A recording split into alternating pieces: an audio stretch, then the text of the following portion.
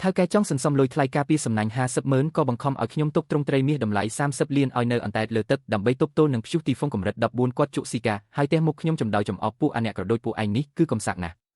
ស្ថានីយ៍យូតូនិយមគេប្រាប់ហើយថាផ្លូវព្យុះវាបដូរហើយព្យុះនេះច្បាស់ជាបត់ទីដៅមិនខានទេគេថាទ្រព្យសម្បត្តិគឺរកបានពីគ្រោះថ្នាក់យល់អត់ចាំដល់ព្យុះរំលងផុតទីផ្សារដាច់ស្តុកត្រីរបស់អញនេះនឹងឡើងថ្លៃដល់ទៅ3ដង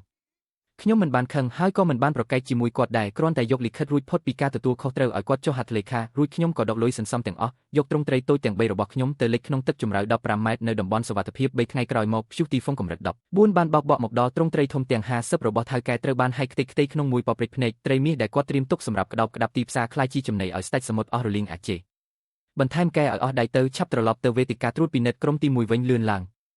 ងបងហើយមានរឿងអីមែនទេថ្ងៃនេះផ្ទៃសមុទ្រគ្មានរលកសំបីបន្តិចរៀបស្មើដូចកញ្ចក់អញ្ចឹងគឺដោយសារតែវាស្ងប់ពេកហើយបងមើលក្នុងទឹកចុះធម្មតាមេអំបៅទឹកនៅទីនេះបាត់អស់រលីងហើយធ្លាក់ទៅបាត់អស់ហើយមើលទៅលើមេឃវិញមើលសត្វសមុទ្រក៏គេចអស់ដែរសម្ពាធខ្យល់ធ្លាក់ចុះខ្លាំងបែបនេះមិនមែនព្យុះធម្មតាទេព្យុះទីហ្វុងខ្លាំងកំពុងតែមកដល់ហើយខ្ញុំឈ្មោះចិនហើយខ្ញុំធ្វើការចិញ្ចឹមត្រីក្នុងទ្រុងនៅតំបន់សមុទ្រនេះអស់30ឆ្នាំមកហើយវេទិកានេះរួមទាំងទ្រុងចិញ្ចឹមត្រីខ្នាតយក្សចំនួន50ដែលមានប្រវែង100ម៉ែត្រជុំវិញនេះសុទ្ធតែជាទ្រព្យសម្បត្តិរបស់ថៅកែធំយើងគឺលោកស៊ុនជៀនយេគាត់បានចំណាយលុយយ៉ាងច្រើនដើម្បីចិញ្ចឹមត្រីបែរសមុទ្រដ៏មានតម្លៃនៅទីនេះឃើញត្រីជិតដល់ពេលប្រមូលផលហើយគ្រាន់តែរងចាំដល់រដូវស្លឹកឈើជ្រុះដើម្បីលក់យកលុយចំណេញប៉ុណ្ណោះលោកស៊ុនយើងរងចាំទៀតមិនបានទេសម្ពាធខ្យល់ធ្លាក់ចុះខ្លាំងណាស់ត្រីរត់អស់ហើយទោះបីជាការប្រមានពណ៌លឿងទៅតែចេញក៏ដោយតែព្យុះនេះនឹងបោកបក់មកជំទីនេះពិតប្រាកដមែនយើងត្រូវតែចាប់ផ្ដើមនីតិវិធីទម្លាក់ទ្រង់ត្រីចុះក្រោមភ្លាមហើយទូកអូសនិងអ្នកមុជទឹកមកទីនេះជាបន្ទាន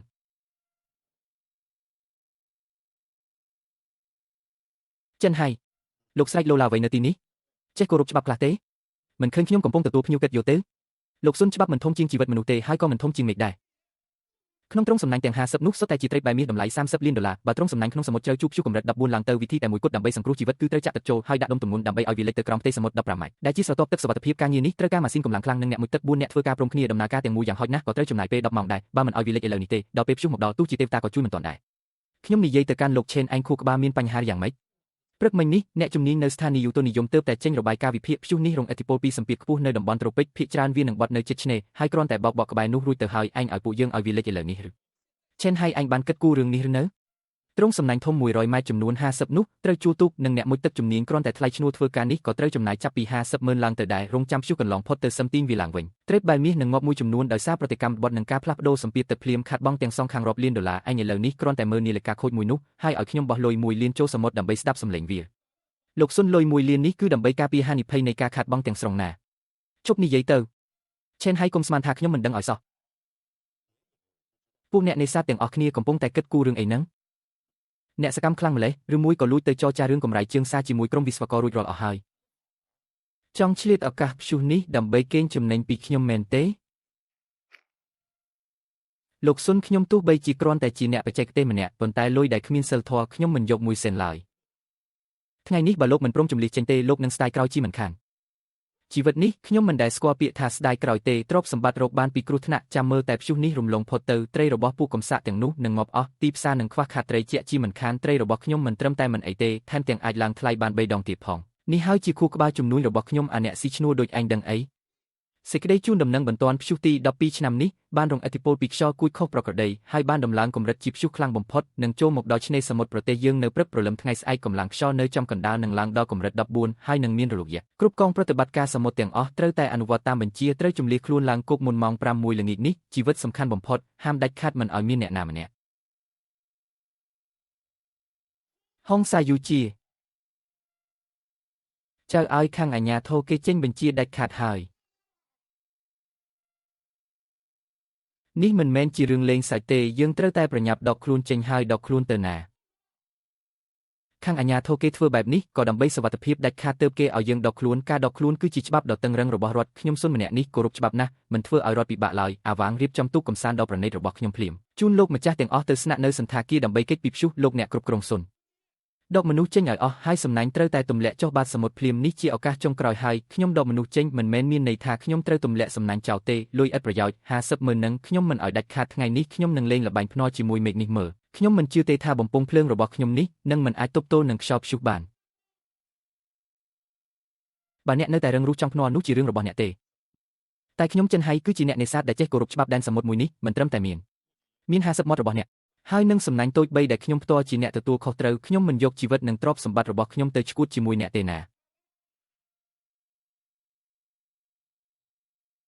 ក្នុងនៅពេលដែលអ្នកបង្ខំចិត្តផ្អាកការងារការពារព្យុះបែបនេះខ្ញុំសូមទោសផងក្នុងនាមជាអ្នកណែនាំបច្ចេកទេសនៅតំបន់សមុទ្រនេះភារកិច្ចរបស់ខ្ញុំគឺចាប់ត្រឹមនេះហើយចុះហត្ថលេខានិងផ្តិតមេដាយលើនេះមកសរសេរឲ្យច្បាស់លើក្រដាសដោយសារតែភាគីឯកជនគឺលោកស៊ុនជីយេបដិសេធមិនអនុវត្តតាមបទបញ្ជាសុវត្ថិភាពការពារព្យុះចាប់ពីពេលចុះហត្ថលេខានេះទៅរាល់ការខូចខាតទ្រព្យសម្បត្តិនិងការបាត់បង់ផលនេសាទទាំងអស់នៅកន្លែងចិញ្ចឹមត្រីទាំង50នោះគឺមិនពាក់ព័ន្ធអ្វីជាមួយខ្ញុំបន្តិចសោះឡើយចាប់ពីពេលនេះទៅយើងដាច់ស្រេចនឹងគ្នាហើយ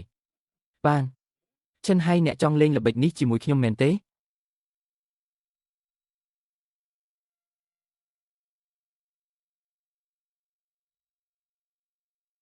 យកសំណាញ់ចាស់ទាំង3របស់អ្នកនឹងទៅហើយឆាប់ទៅឲ្យឆ្ងាយពីមុខខ្ញុំទៅដល់ពេលព្យុះកន្លងផុតទៅត្រីរបស់ខ្ញុំអាចលក់បានរាប់រយលានឯណោះដល់ពេលនោះទោះបីជាអ្នកលុតជង្គង់នៅចំពោះមុខខ្ញុំក៏ខ្ញុំមិនឲ្យអ្នកត្រឡប់មកវិញដែរ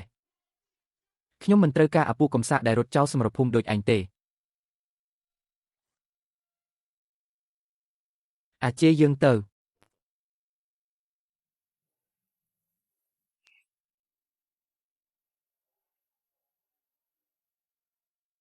លោកលីវគេប្រកាសអាសន្នពណ៌ក្រហមហើយលោកណៃណា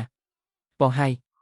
ខ្ញុំកំពុងតែនាំក្បួននាវាត្រឡប់មកវិញនេះព្យុះនេះមើលទៅផ្លូវវាគួរឲ្យខ្លាចណាស់បងហើយគាត់កំពុងតែស្រែកតាមវិទ្យុដូចគេដេញតាមយកជីវិតអញ្ចឹងគុំនិយាយច្រើនក្នុងរយៈពេលកន្លះម៉ោងទៀតនាំអ្នកមុជទឹកសមុទ្រជ្រៅលំដាប់កម្ពស់4អ្នកមកកោះស៊ីហ្វាំងមកខ្ញុំត្រូវតែទម្លាក់ទ្រង់ចិញ្ចឹមត្រីទាំង3របស់ខ្ញុំចុះទៅក្រោមបងហើយបងឈួតហើយពេលនេះហើយគេមកធ្វើការប្រញាប់បែបនេះអ្នកមុជទឹកគេត្រូវយកជីវិតមកបដូរណាពេលនេះចេញសមុទ្រឲ្យថ្លៃឈ្នួលតែម្ដង80000តិចជាងនេះគ្មានអ្នកណាធ្វើឲ្យទេ80000ក៏80000ខ្ញុំនឹងទៅភ្លាម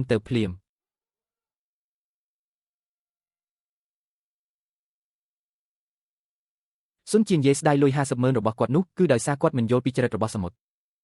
ធម្មជាតិមិនដែលចរចាជាមួយអ្នកណាទេបើអ្នកមិនគោរពវាបន្តិចបន្តួចទេនោះវាប្រកាសជាទារយកជីវិតនិងទ្រព្យសម្បត្តិរបស់អ្នកទាំងអស់សងវិញមិនខាន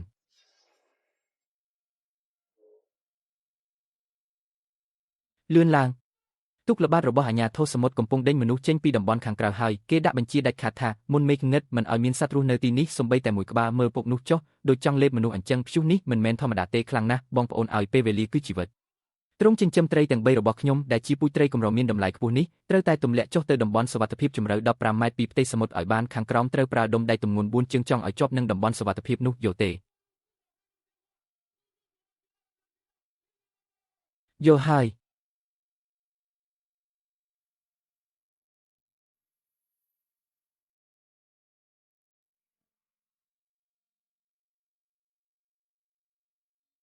កៅលេខ1បញ្ចូលទឹកពេញហើយធ្លាក់ចុះ3ម៉ែត្រកៅលេខ3ចាក់សោទម្ងន់រួចរាល់បន្តទម្លាក់ទៀតបងហើយស្រទាប់បិទជិតសុវត្ថិភាព15ម៉ែត្រទៅបានមកដល់ហើយយុទ្ធការទំនាញនៅបាតបានជាប់នឹងចិញ្ចៀនព្រំដែនសមុទ្រយ៉ាងណែនដែលច្រវាក់ត្រូវបានចាក់សោហើយទាំងអស់គ្នាឡើងលើវិញដកថយ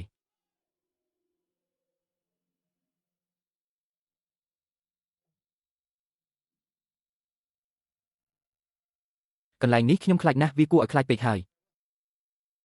បងហើយដកថយទៅបើមិនទៅទេគឺត្រូវខ្លាចជាអាហារសម្រន់ឲ្យស្ដេចណាកពិតមែនហើយទៅឈ្មោះទៅកំពង់ផែវិញឲ្យលឿនខ្ញុំមិនបានត្រឡប់ទៅក្នុងបន្ទប់ទេតែបានស្នាក់នៅក្នុងផ្ទះសុវត្ថិភាពដែលកែច្នៃពីលេនដ្ឋានការពារដែនអាកាសនៅលើចង្កេះភ្នំជិតឆ្នេរសមុទ្របំផុតកន្លែងនេះមានទីតាំងខ្ពស់ណាស់មិនត្រឹមតែអាចការពារព្យុះទីហ្វុងនិងរលកយ៉ាស៊ូណាមបានទេថែមទាំងអាចតាមរយៈប្រព័ន្ធត្រួតពិនិត្យពីចម្ងាយដើម្បីតាមដានរូបភាពដែលបញ្ជូនមកពីក្រោមទឹកនៃតំបន់សមុទ្ររបស់ខ្ញុំយ៉ាងជាប់លាប់ទៀតផងលោកស៊ុនពិតជាលោកស៊ុនមែនទាំងភាពក្លាហាននិងចក្ខុវិស័យបែបនេះពួកយើងទាំងនេះឲ្យតាមមិនទាន់ទេគេចេញសញ្ញាអាសន្នពណ៌ក្រហមហើយអ្នកចិញ្ចឹមត្រីទូទាំងខេត្តភ័យខ្លាចអស់ហើយនាំគ្នាជួគេឲ្យជួយដកទ្រង់ត្រីទាំងប្រញាប់ប្រញាល់ឮថាថ្លៃជួទូកឡើងថ្លៃកប់ពុកទៅហើយមានតែលោកទេដែលនៅស្ងៀមស្ងាត់មិនខាតលុយមួយសេនសោះរឿងធម្មតាទេធ្វើជំនួញធំគឺត្រូវចេះគិតបញ្ច្រាស់ពាក្យសម្ដីពួកអ្នកការិយាល័យហូតូនិយមនឹងជឿបានដែរឬមើលទៅខាងក្រៅទៅស្លឹកឈើមួយសន្លឹកក៏មិនកម្រើកផងហើយថាព្យុះអីទៅនេះគឺដូចជាព្រះប្រទានលុយឲ្យយើងច្បាស់តែម្ដងការវិនិច្ឆ័យរបស់លោកស៊ុនពិតជាត្រឹមត្រូវខ្លាំងណាស់តាមការវិភាគតាមគំរូផ្ទាល់ខ្លួនរបស់ខ្ញុំព្យុះលេខ12នឹងត្រូវបានសម្ពាធខ្ពស់រុញឲ្យចេញឆ្ងាយបាត់ទៅហើយយ៉ាងច្រើនត្រឹមតែប៉ះក្បែរនេះបន្តិចបន្តួចហើយធ្លាក់ភ្លៀងតិចតួចប៉ុណ្ណោះចាំដល់ព្រឹកស្អែកព្រះអាទិត្យរឡើងពួកអ្នកល្ងងដែលយកទ្រង់ត្រីទៅលិចទឹកនឹងមិនត្រឹមតែខាតថ្លៃដកទ្រង់ទេត្រីដែលស្រង់ឡើងមកក៏ងាប់ពាក់កណ្ដាលដែរចំណែកទ្រង់ត្រីធំ50របស់លោកស៊ុនវិញគឺនៅសុខសប្បាយដល់ពេលទីផ្សារដាច់ស្តុកតម្លៃត្រីខ្យល់របស់លោកនឹងឡើងថ្លៃកប់ពុកមិនខាននិយាយត្រូវណាស់មកឈិនអបអសាទរទុកជាមុនដែលទ្រព្យសម្បត្តិយើងឡើងដល់100លាន មិនបានជាអ្នកត្រឡប់មកវិញយប់ជ្រៅម្លេះសួស្ដីអ្នកទាំងអស់គ្នារាត្រីសួស្ដីណាខ្ញុំឈ្មោះស៊ុនជាងយេមកពីតំបន់សមុទ្រកោះស៊ឺហ្វាងលាថាថ្ងៃនេះអ្នកទាំងអស់គ្នាចំណាយលុយច្រើនណាស់ទៅទម្លាក់ទ្រង់ចិញ្ចឹមត្រីមែនទេឲ្យខ្ញុំពិតជាស្ទាយលុយជំនួសអ្នកទាំងអស់គ្នាណាស់អ្នកទាំងអស់គ្នាមើលទៅខាងក្រៅចុះអាកាសធាតុស្ងប់ស្ងាត់ល្អណាស់តើមានឃើញសំបីតែស្រមោលព្យុះនៅណាទៅជាពិសេសគឺឈិនហៃដែលជាអ្នកបច្ចេកទេសចាស់របស់ខ្ញុំនឹងឮថាដើម្បីទ្រង់ចិញ្ចឹមត្រីបីនោះគាត់ហ៊ានចំណាយលុយដល់ទៅ80000ដើម្បីជួលគេឲ្យចុះទៅក្នុងទឹកអូយ80000ឯណោះនោះវាជាលុយសម្រាប់ហូបចុកពេញមួយឆ្នាំរបស់អ្នកក្រដូចឯងមិនមែនឬទម្លាក់ចូលក្នុងទឹកទៅសំបីតែពុះទឹកក៏មិនឃើញផងខ្ញុំធ្លាប់និយាយហើយថាមនុស្សក្រីក្រដែលក្រគឺដោយសារតែការយល់ដឹងទាបហើយចិត្តតូចខ្លាចនេះឯងមនុស្សថ្នាក់ទាបដែលចេះតែធ្វើការងារធ្ងន់ដូចឯងគ្មានថ្ងៃយល់ពីអ្វីដែលហៅថាការគ្រប់គ្រងដើមទុនឡើយទ្រង់ចិញ្ចឹមត្រីទាំង50របស់ខ្ញុំកំពុងអណ្តែតលើផ្ទៃសមុទ្រមិនអស់លុយសំបីមួយកាក់ស្អែកព្រឹកឡើងខ្ញុំនឹងរងចាំមើលថាពួកកំសាកដូចពួកឯងនឹងត្រូវអស់ខ្លួនយ៉ាងម៉េចមើលវីដេអូនេះចប់ខ្ញុំមិនខឹងទេសំបីតែអារម្មណ៍រំជួលចិត្តបន្តិចក៏គ្មានដែរការសប្បាយរីករាយនៅពេលនេះគឺដូចជារូបមួយក្បាលដែលកំពុងរំនៅមុខរោងសត្វជាតិអញ្ចឹងមើលទៅគួរឲ្យអស់សំណើចហើយក៏គួរឲ្យអាណិតដែរព្រោះថាបារតពណ៌ក្រហមនៅលើឧបករណ៍វាស់សម្ពាធខ្យល់ដែលមានភាពជាក់លាក់ខ្ពស់នោះវាបានធ្លាក់ចុះទាបជាងកម្រិតទាបបំផុតក្នុងប្រវត្តិសាស្ត្រទៅហើយលោកស៊ុនលោកគេអត់សំឡេងអីហ្នឹងអត់មានសំឡេងអីទេប្រហែលជាម៉ាស៊ីនត្រជាក់នៅខាងក្រោមនឹងហើយ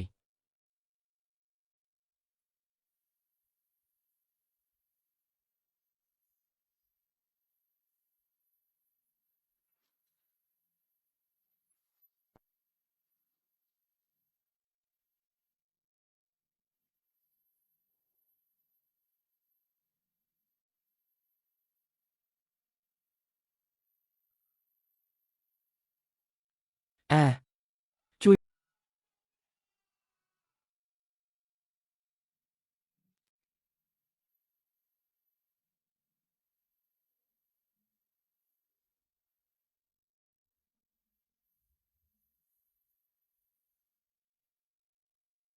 ព្យុះទីហ្វុងចូលមកចំហើយ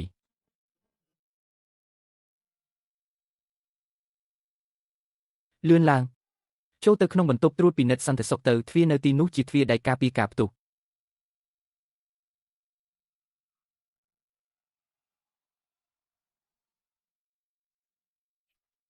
ស៊ុនជាងយេអាមេអំបើកឲ្យ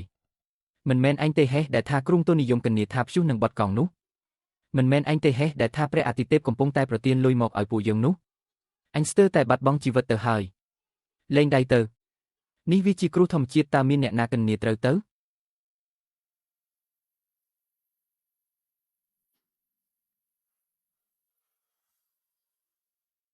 ខ្យល់ព្យុះកម្រិត14បានបោកបក់បង្កើតជារលកយក្សកម្ពស់15ម៉ែត្រជញ្ជាំងទឹកពណ៌ខ្មៅងឹតទាំងនោះបាននាំមកនូវថាមពលរូបវិទ្យារាប់លានតោនដោយមិនមានការឈប់ឈរបន្តិចម្ដងលើកហើយលើកទៀតវាបោកទៅលើផ្ទាំងធ្មេញយ៉ាងខ្លាំងចំណែកឯទ្រង់សំណាញ់យក្សទាំង50ដែលធ្លាប់តែរៀបចំយ៉ាងមានរបៀបមានប្រវែងជុំវិញរាប់រយម៉ែត្រនោះពេលនេះប្រៀបដូចជាក្រណាត់ចាស់នៅក្នុងម៉ាស៊ីនបោកខោអាវត្រូវរលកយក្សបោកបក់ហោះឡើងទៅលើអាកាសជាង10ម៉ែត្ររួចក៏ធ្លាក់ចុះទៅបាតសមុទ្រយ៉ាងខ្លាំងឲ្យងាប់ហើយខាងរោងចក្រធានាថាបំពង់នេះអាចទប់ទល់នឹងព្យុះកម្រិត12បាននេះជាវត្ថុធាតុដើមគុណភាពខ្ពស់ណាស់នោះវាត្រឹមតែ12ទេតែលើខាងក្រៅនេះជាព្យុះកម្រិត14ឡើងទៅស៊ុនជាយេឯងចាប់ហើយលុយ30លានដែលយើងដាក់ទៅគឺរលីអស់ហើយបិទមាត់ទៅវាមិនទាន់ចប់ទេមិនទាន់ចប់ទេខ្ញុំនៅមានលុយខ្ញុំអាចជួយសង្គ្រោះបាន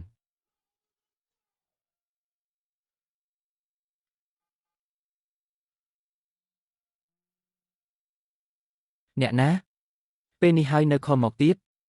លោកលីវខ្ញុំស៊ុនជាយេមកពីក្រុមហ៊ុនគ្រឿងសមុទ្រកោះស៊ីហ្វាងជួយបញ្ជូនទូកដែលលឿនបំផុតមកភ្លាមយកទូកអូសដែលធំជាងគេនៅទីនេះមកកោះស៊ឺហ្វាងភ្លាមនាំអ្នកមួយទឹកមក10នាក់ទេ20នាក់ជួយទម្លាក់ទ្រង់ចិញ្ចឹមត្រីរបស់ខ្ញុំចុះទៅក្រោមឲ្យលឿនស៊ុនជាយេលោកឈួតទៅហើយមែនទេខាងក្រៅនឹងព្យុះទីហ្វុងកម្រិត14ខ្លាំងណាស់រលកសមុទ្រខ្ពស់ដល់ទៅ5ជាន់ឯណោះគុំថាឡើយអ្នកមួយទឹកសំបីតែនាវាដែលទម្ងន់រាប់ម៉ឺនតោនបើកចេញទៅក៏ត្រូវរលកបោកបក់រហូតស្ទើរតែស្លាប់ដែរខ្ញុំឲ្យលុយខ្ញុំឲ្យ1លាន1លានសម្រាប់មួយជើងនេះ1លានលោកស៊ុនពិតជាចិត្តធំមែននៅមិនទាន់គ្រប់ទៀតមែនទេ3លាន5លានឲ្យតែលោកចេញទៅសមុទ្រជួយត្រីខ្ញុំឥឡូវនេះខ្ញុំនឹងឲ្យលុយ15លានដល់ពួកលោក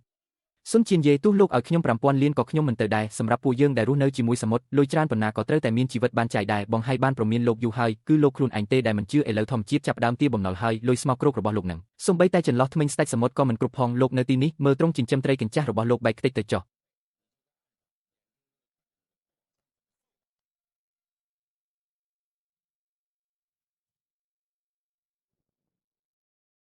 ហូហត់ណាស់